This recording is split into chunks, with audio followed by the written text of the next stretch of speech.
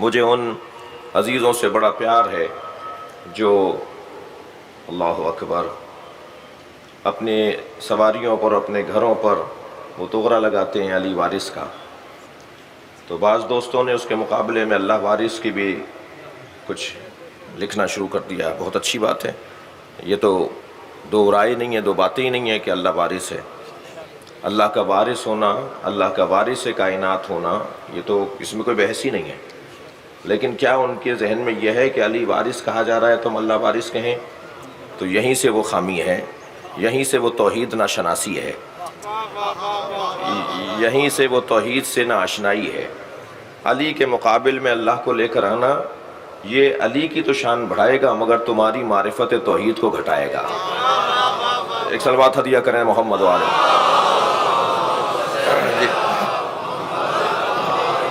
تو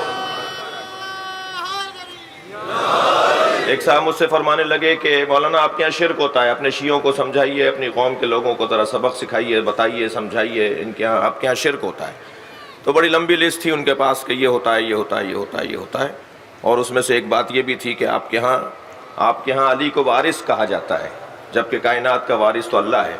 میں نے کہا حضور آپ نے قرآن پڑھا ہے؟ تو تھوڑا سے خفا ہونے لگے کہ میں قرآن پڑھوں، میں تو حافظ قرآن ہوں۔ میں نے کہا جی میری تو مراد پوری ہو جائے گی اگر آپ حافظ قرآن ہیں تو، میرا تو مطلب پورا ہو جائے گا۔ آپ حافظ قرآن ہے؟ کہنے لگے جی مجھے پورا قرآن یاد ہے۔ میں نے کہا سورہ مبارکہ انبیاء کی 104 نمبر کی آیت سنائیے مجھے۔ انہیں سورہ مبارکہ انبیاء کی 104 نمبر کی آیت جب پڑھ کے سنائی تو اس میں یہ لکھا تھا کہ لَقَدْ كَتَبْنَا فِي الدُّبُورِ مِن بَعْدِ الذِّكْرِ أَنَّ الْأَرْضَ يَرِثُهَا عِبَادِيَ الصَّالِحُونَ۔ ہم نے تورات، زبور، قرآن، انجیل میں لکھ دیا ہے کہ اس زمین کے وارث ہمارے نیک اور صالح بندے ہیں۔ بھائی مجھے جملہ کہنے دیجئے، ان سے ایک علی وارث سمجھ میں نہیں آتا، ہم 14 کو وارث مانتے ہیں۔ صلوات ہدیہ کریں گے محمد و آل محمد۔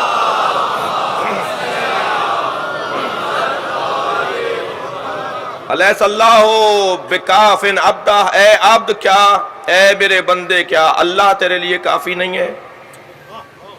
جی کفا باللہ شہیدن بینی و بینکم، اللہ میری رسالت پر میرے اور تمہارے درمیان گواہی کے لیے کافی ہے۔ اللہ کافی ہے، یہ قرآن کی اور آیات بھی ہیں۔ مگر عزیزان گرامی میں ایک جملہ کہہ چکا ہوں کہ قرآن مکمل پڑھنے کے بعد عقیدہ بنایا جائے گا، اپنی پسند کی آیت سے عقیدہ نہیں بنے گا۔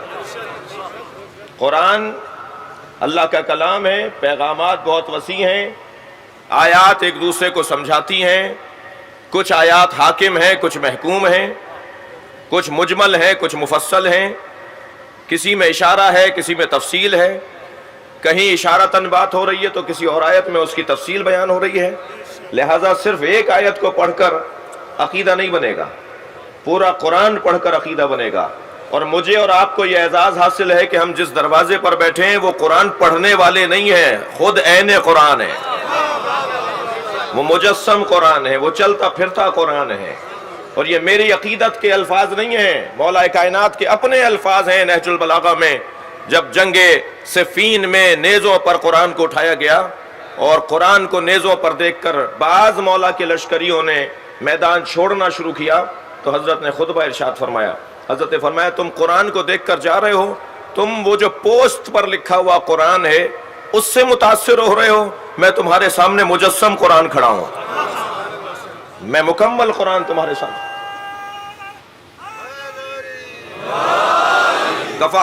کفا باللہ شہیدن بینی و بینکم ومن عندہ علم الکتاب، اے میرے حبیب ان سے کہہ دو کہ میرے اور تمہارے درمیان رسالت کی گواہی کے لیے اللہ کافی ہے۔ ومن، اب یہاں آیت آگے بڑھی، ومن عندہ علم الکتاب، اور وہ کہ جس کے پاس مکمل کتاب کا علم ہے۔ میرے معصوم امام سے پوچھا گیا مولا یہ کون ہے جس کے پاس مکمل کتاب کا علم ہے؟ میرے چھٹے امام نے فرمایا ہمارے جد امیر المومنین کی شان میں یہ آیت ہے۔ اللہ نے مکمل کتاب کا علم جس کی ذات بنا دیا وہ علی بن ابی طالب ہے۔